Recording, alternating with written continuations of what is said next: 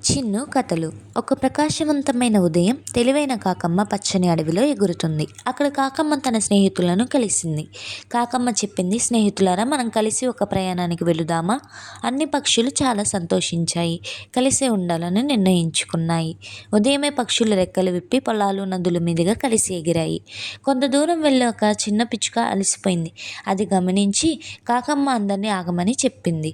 అకస్మాత్తుగా మబ్బులు కమ్ముకొని వర్షం మొదలైంది.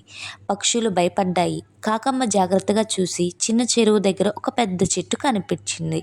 అన్నీ ఆ చెట్టు కింద ఆశ్రయం తీసుకున్నాయి. కొద్దిసేపటికి వర్షం ఆగిపోయింది. వర్షం తర్వాత ఆకాశంలో ఇంద్రధనుస్సు కనిపించింది. పక్షులు చాలా ఆనందించాయి.